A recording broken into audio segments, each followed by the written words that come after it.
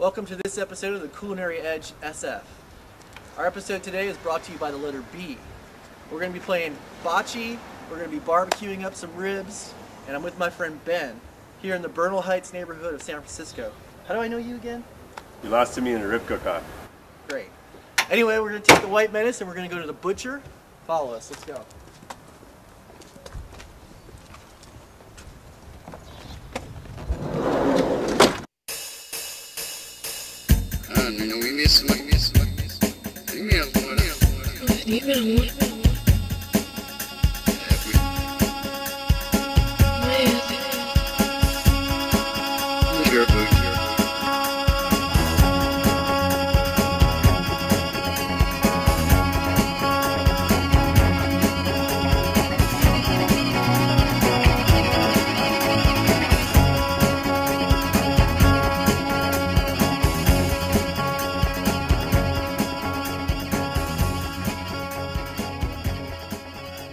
So the White Menace has a lot of quirks. One of them is that people can't get out of the passenger side door. So chivalry's not dead in San Francisco.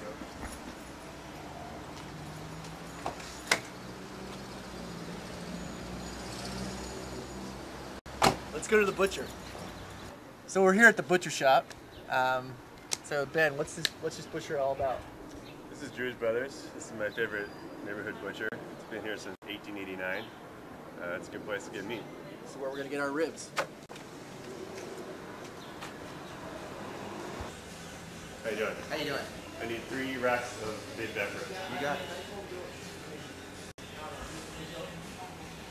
Yes. I'm going just for one Friday. It will be back Friday.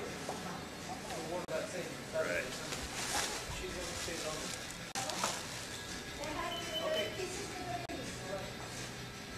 So this butcher shop, most of the meat here is local, which is what we like on the Culinary Edge. So we're at a local produce shop, one of Ben's favorites.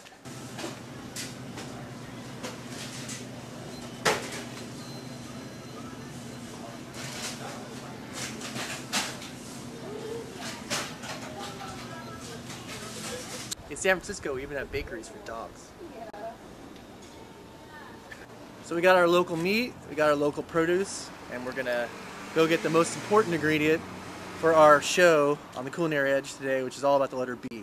And to continue with our B theme here on the Culinary Edge, we're gonna get one of the most important ingredients, local brewed beer.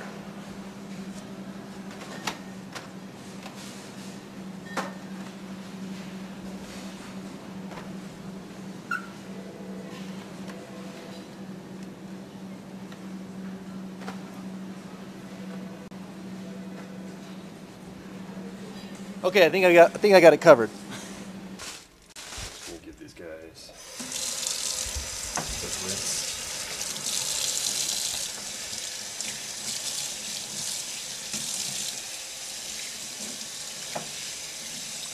So we got our baby back ribs rinsed and dried, and now we're going to salt them.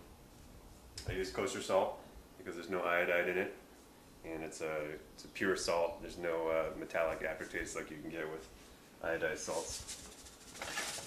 So we're just going to put an even coating on. I eyeball it. I can tell how much salt it needs.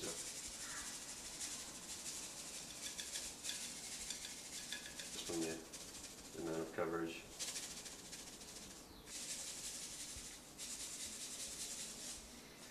My arm's getting tired.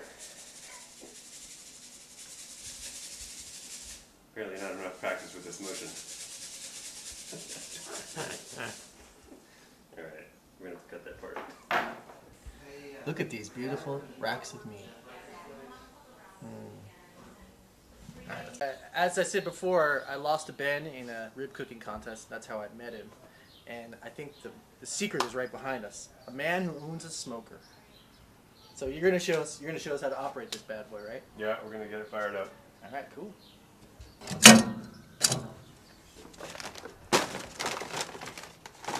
I used to use some chimney starters, but this is much simpler.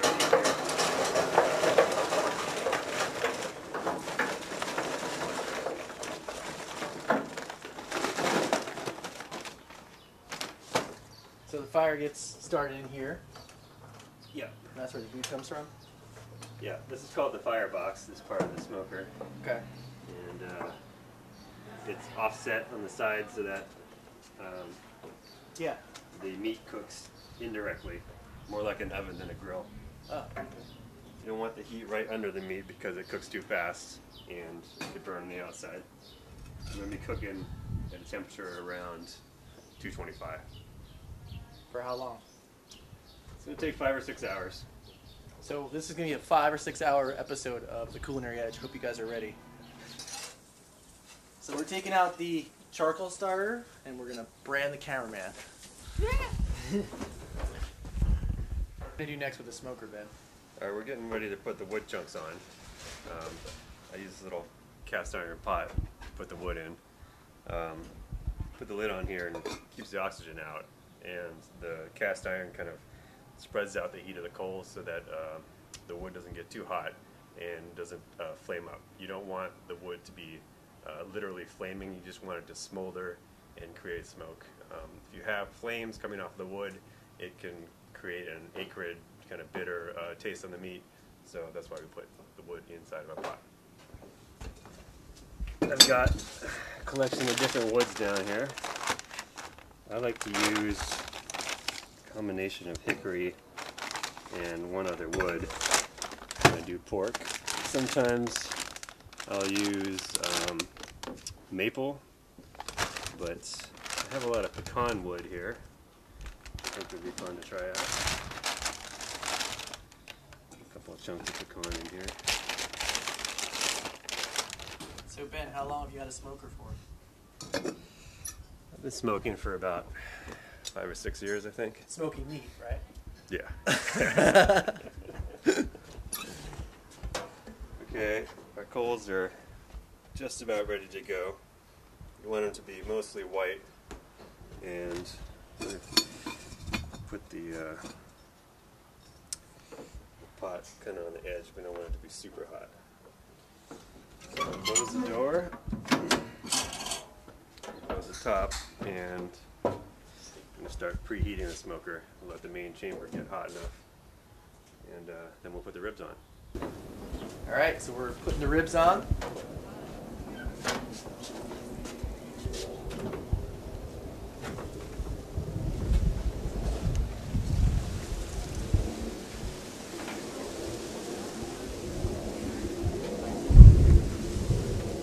Put them face down. Oh, you put them face down, okay. So that Why? the exposed meat side can get the smoke flavor that's coming up from the bottom. Oh, okay. Do you leave them like that the whole way? Connective tissue and membrane kind of will block the smoke, so we like the meat to be facing down. Do you leave it that way the whole time you cook them? Yep, and it'll just stay there. Okay. Put the lid down, and we're in business.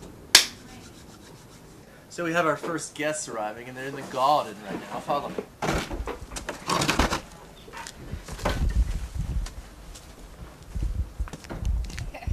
How are you guys doing? Great. Are you ready to eat some ribs? Yes, we are. All right. Well, we got about 5 hours to go. So make yourself comfortable. So we're continuing our day of bees here on the Culinary Edge, waiting for the ribs to cook, and we are going to play some bocce.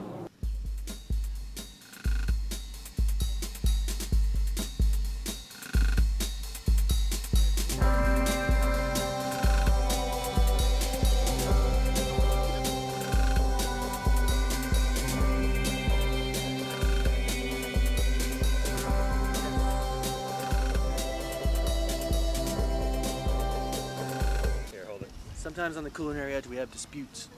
Hold the middle of the top. In the middle? Yeah, middle of the top. And we settle those disputes.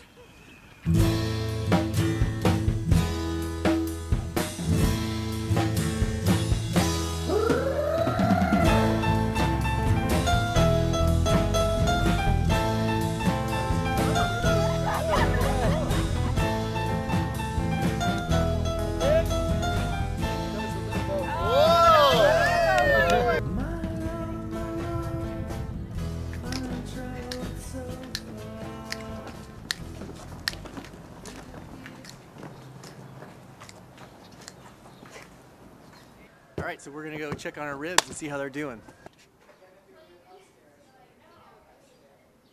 At the same. All right, we got a ways to go. I'm gonna crank up the heat a little bit. So one thing I like to do on the Culinary Edge is to get introduced to new fruits. And what do we got here? So this is a Loquat. So it's Loquat. So it's a cross. It's a Chinese fruit from my backyard, and I happen to be Chinese, but this was already there. And you grew it in your backyard? Yeah. Right on. And it's like kind of like a cross between a peach. Well, it has the texture of a peach, but tastes like a plum. Here, take one with me. Okay. Cheers. Cheers. Loquat. Look good. Yeah. Big seeds, but good. Well, let's throw it at the camera.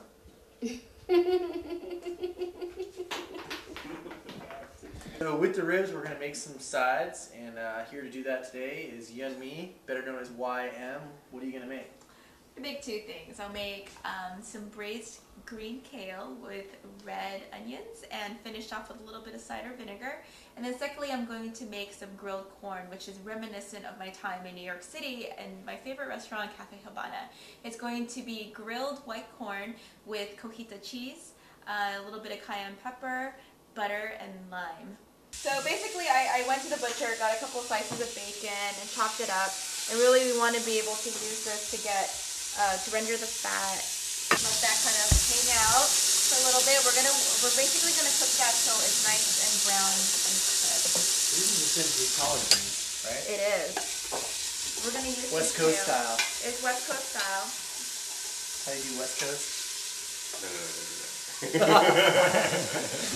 because I am Korean and I love garlic as much as I love my country, I will use, right now I have about 9 cloves of garlic, which makes sense because we have about 3 bunches of kale. Wow. You know, averaging about 3 cloves per garlic. And I, being Italian, approve of that. Yeah, that's why we get along. That's why we have a wonderful relationship. I'm going to go and put my onions in there. Salt it. Get the moisture out. Yum. You see the onions are just picking up all the bacon bits on the bottom. So just keep rubbing that in. And now I'm going to take all my 9 cloves of garlic. Wow. Yum-o. Nice. 9 cloves. Hope you're not on a first date tonight. I don't have a date for this particular party. Aw. We'll get you one. All right, thank you. Next time. Everything's softened up, nice and toasty. So what we're gonna do right now is take the kale in. Like I said before, don't worry too much about volume. Basically, this will cook down a little bit. Kale in itself is a very beautiful plant. It's also really good for you. It is very good for you. It's considered a superfood. Right on. Well, that's what we're about here on the Culinary Edge. It's a very robust plant, hence braising it for 45 minutes. Okay. So this is what it looks like, kind of like when you're putting it in. We're going to close the lid because you basically want to capture all the moisture, and it will essentially steam it, and then we'll put it to a low braise. So about 20 minutes has elapsed, and this is what we have. It's basically cooked down. And considering that we have a number of guests, I'm going to add a little bit more kale because this vegetable is so robust, it could actually take a substantial amount of cooking time. So you got a little trick with some barbecue sauce. Tell us about it. Yeah, so I've made homemade barbecue sauce from scratch before, and it's good, but it's not that much better than store-bought. Store-bought, you can get pretty good store-bought sauce, but if it's not exactly the way you want it, then you can doctor up a store-bought sauce. So what I do is I'll start with Bullseye, or I'll also use KC Masterpiece, and put that in a pot, start warming it up, and you know, typically these store-bought sauces are not very spicy. So I like to kick it up a notch, and I use some chipotle peppers in a can with adobo sauce. And what you do is you just spoon out a little bit of adobo sauce and mix it into your store-bought barbecue sauce. This will make it spicier, and also this adobo sauce is very flavorful and very smoky because chipotles are basically smoked peppers. Also, in my opinion, a lot of these store-bought sauces are very sweet. So I like to add a little Crystal, which is a vinegar-based hot sauce. So the vinegar will add a little acid and a little bit of tang to the sauce. So, and maybe a teaspoon. And you just mix it to taste. Mix it up, see how you like it. And you're gonna throw that over the ribs as a glaze? Yeah, we're gonna brush this glaze on to the ribs just before they come out of the smoker. Alright, there you have an easy way to make a barbecue glaze without spending hours making it from scratch, but it's better than just like a plain old store-bought. So now we're gonna put the corn on the grill, right? Yes, we're going to put the corn on the grill. So you want to maintain these husks. Why? Because they protect these beloved kernels from the direct source of heat. So you won't get too much of a char. And you also want some sort of steaming effect once we close that lid. There you go. Let's do that. Close it. And we'll give it about 10 minutes and it should be good to go.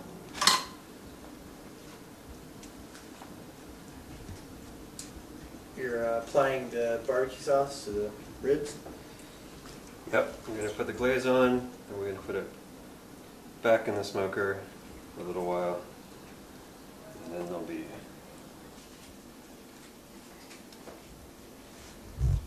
It's like a work of art.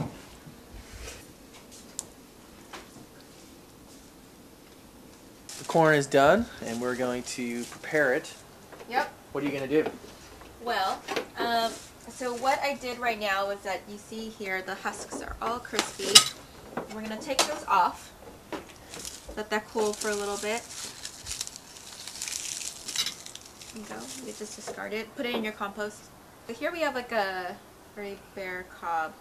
What we'll do is I'm gonna spear it like so. Mama!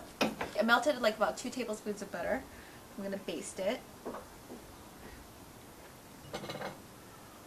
Personally, I'm a huge advocate of Kewpie mayonnaise. It's Japanese, and the secret ingredient, I believe, this is like a rumor, but the secret ingredient is apple cider vinegar, and it definitely tastes different, and it's the bomb.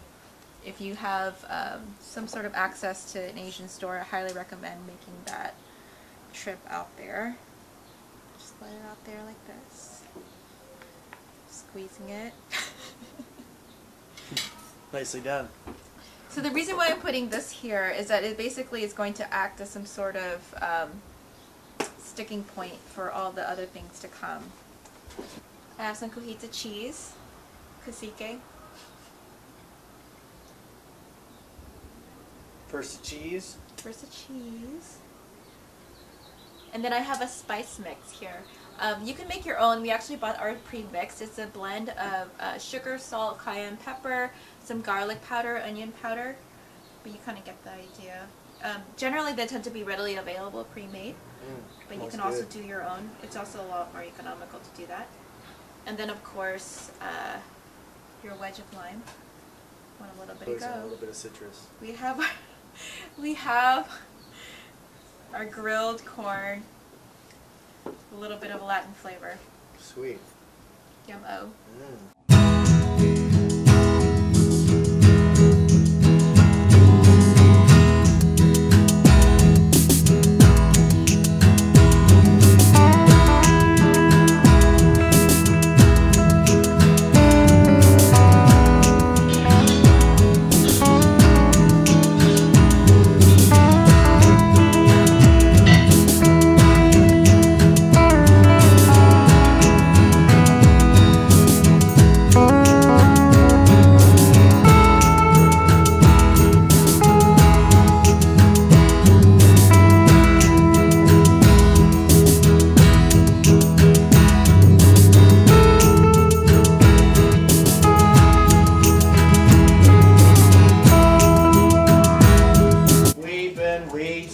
Wait.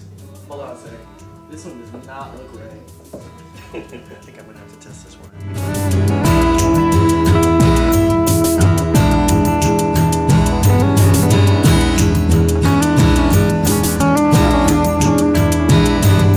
So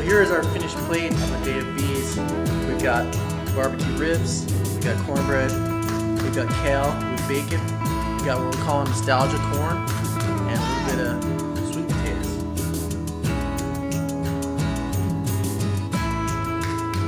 Another great day here on the Culinary Edge. Happy forever.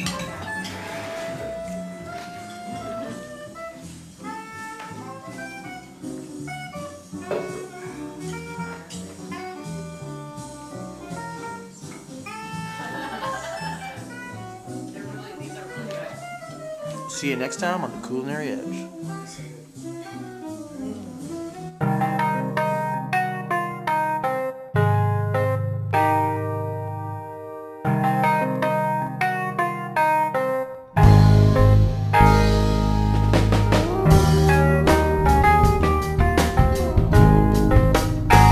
This last episode, some people have been watching it and tell me they thought I messed with the cameraman too much. I was throwing things at him, trying to brand him. And I just wanted to assure the viewers that me and the cameraman are cool. We're cool, right, Clayton? I didn't mess with you too much during that episode, right? Okay, cool. So yeah, everything is fine with the cameraman. No cameraman were harmed in the making of the Culinary Edge. So thank you for watching. Okay, you can cut it.